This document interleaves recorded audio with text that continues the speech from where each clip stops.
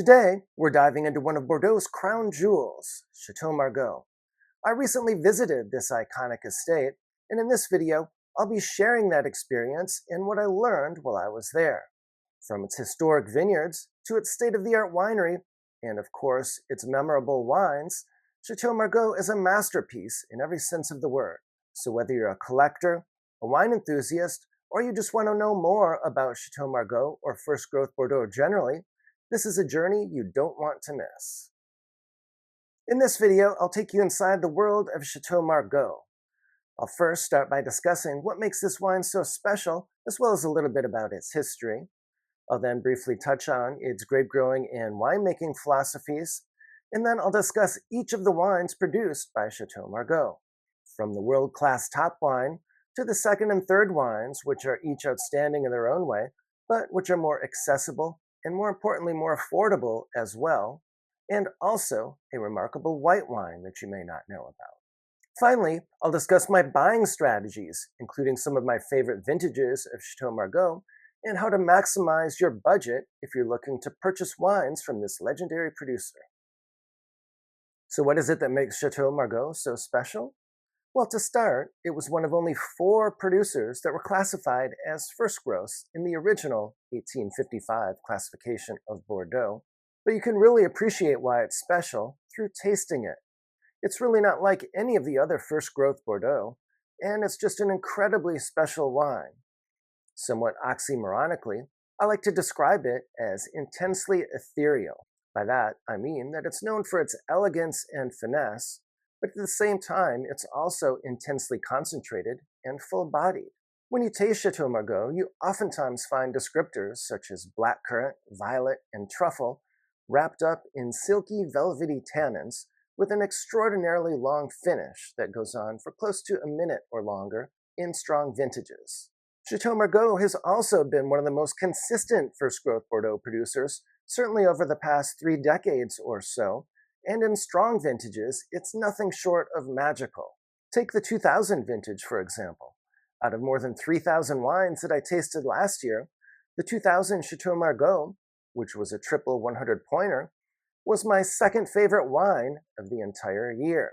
If you've enjoyed Chateau Margaux in the past, I'd love to hear your thoughts. Please share some of your favorite vintages or tasting experiences in the comments below. Chateau Margaux is a historic producer that's been making world-class wine for centuries.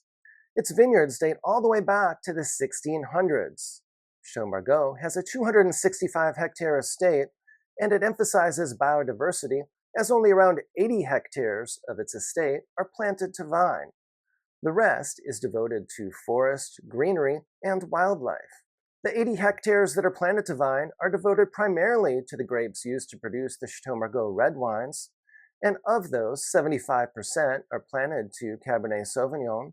They also have around 20% Merlot and smaller amounts of Petit Verdot and Cabernet Franc.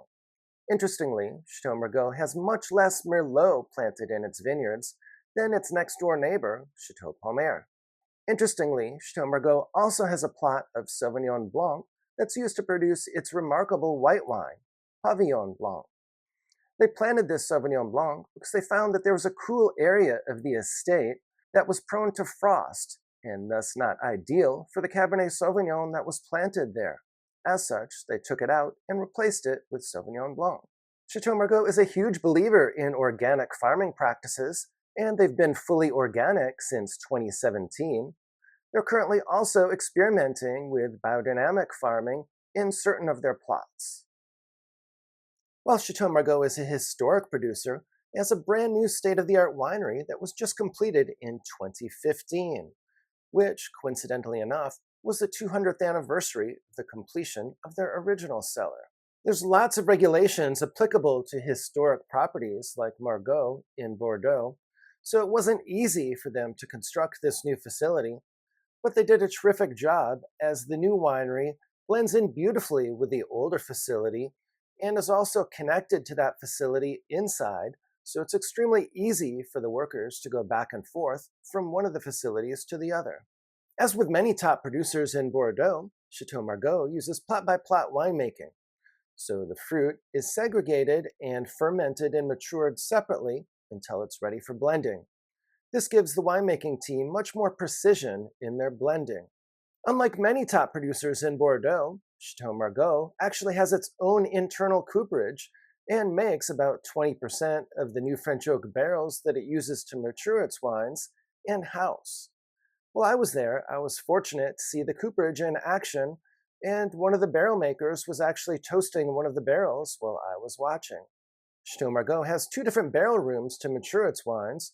One of these barrel rooms is used for wines that were just fermented and are in their first year of maturation, and the other is used for the second year of maturation. Interestingly, however, while Chateau Margaux embraces modern technology, it is not a fan of optical sorting equipment like some other top Bordeaux producers. In fact, Chateau Margaux did an experiment with optical sorting a couple years ago and found that they disagreed with the results. So now they rely exclusively on manual sorting. With that by way of background, it's time to discuss each of the wines produced by Chateau Margaux. And there's 3 red wines and 1 primary white wine, although in certain strong vintages, sometimes Chateau Margaux will make a second white wine as well. We'll start with the red wines. Of course, the first wine made by Chateau Margaux is Chateau Margaux. This is the top wine, or the flagship wine, and it's known for its elegance, finesse, and aging potential.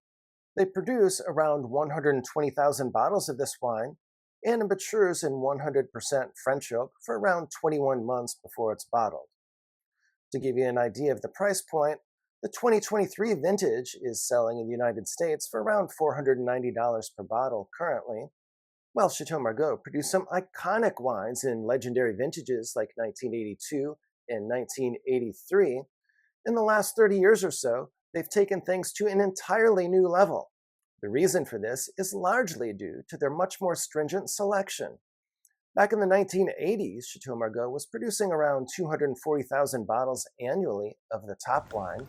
Now, however, they're producing about half that amount. While it will vary a little bit by vintage, in general, Chateau Margaux's approach is to use the very best 1/3 of their harvest for the top wine, then about the next 30% for the second wine, Pavillon Rouge, and then the next 15% or so of the fruit for their third wine, and then they'll sell off the rest of the fruit. So in most vintages, they'll only use about 80% of the harvest and sell off around 20% of the fruit. This means that a lot of the fruit that used to go into the top wine is now going into the second wine. Pavillon Rouge is an exceptional wine in its own right, and one that exceeds the quality of many classified growth Bordeaux. In fact, if there were reclassification and the Pavillon Rouge was classified separately, it would probably achieve a third growth classification. If you're interested in wine recommendations, wine collecting strategies, and learning more about wine, please do subscribe to my channel. I've been collecting wine for more than 15 years and also have a level 4 diploma from the WSET. So I have both formal certification as well as substantial practical knowledge from the School of Hard Knocks. Chateau Margaux produces around 100,000 bottles of Pavillon Rouge annually. This wine sells for a small fraction of the top wine, and the 2023 can be had for around $165 per bottle in the United States. This wine matures in 60% new French oak for around 20 months. This is a wine that can certainly be enjoyed earlier than the top wine, but it's definitely capable of aging for many years as well. In fact, I recently enjoyed the 2006 vintage of Pavillon Rouge, and that one definitely still has a long life ahead of it. With respect to its strict selection and its use of a second wine, Chateau Margaux was definitely one of the frontrunners in Bordeaux.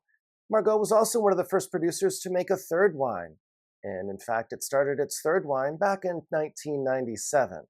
In 2009, the name for the third wine was changed to its current name, which is Margaux de Margaux. A large portion of the production of this third wine is sold to restaurants, as this third wine is ideally situated for restaurants since you can enjoy it younger and it does not require a long decant before it shows its best.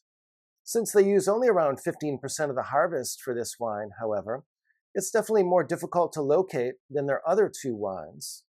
This is a wine that matures for 18 months in 25% new French oak.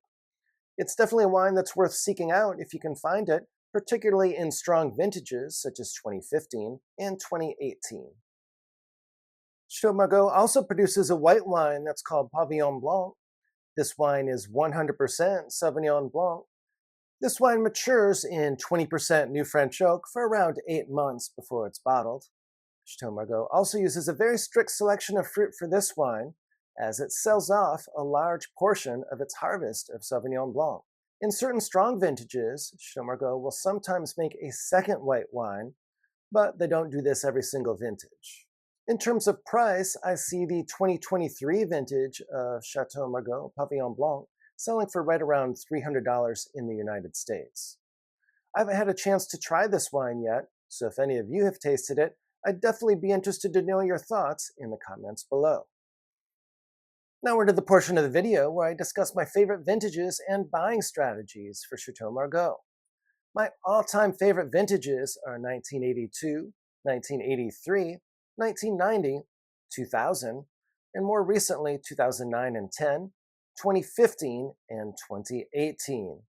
But you really can't go wrong with any vintage of Chateau Margaux from 2015 to the present, although 2017 and 2021 are not quite as strong as the other vintage during that time frame. When you're thinking about buying Chateau Margaux, it's important to take into account your time horizon, as Chateau Margaux typically requires at least 15 to 20 years to reach its peak, and even longer than that in strong vintages like 2000. I tasted the 2000 vintage in 2024, and it's still extremely youthful and nowhere near its peak. The price for Chateau Margaux can vary wildly depending on the vintage.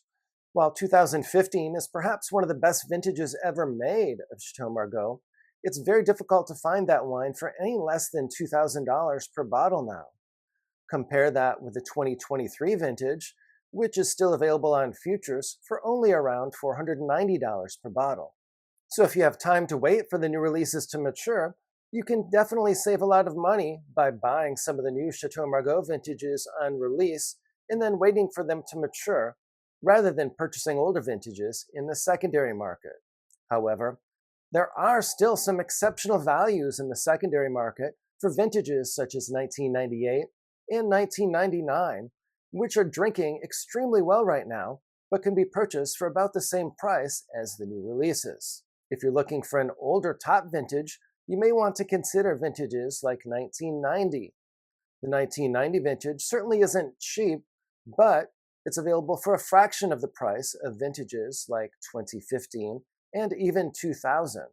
I would also encourage everyone to consider the second wine as well, the Pavillon Rouge. This is a world-class wine in its own right that can be purchased for about 1/3 of the price of the top wine. In extremely strong vintages like 2009, 2010, 2015, and 2018, this Pavillon Rouge can offer quality that often exceeds that of some of the Chateau Margaux top wines from the 1970s and the 1980s. So it's an extremely enjoyable wine, and one that you can enjoy much earlier than the top wine as well. In fact, when I was at the winery, I had the opportunity to try the 2015 Pavillon Rouge, and it was extremely impressive and showing extraordinarily well at this time. Chateau Margaux isn't just a wine, it's an experience, a moment in a glass that will oftentimes stay with you for years to come. If you haven't tasted it yet, I highly recommend that you add it to your bucket list.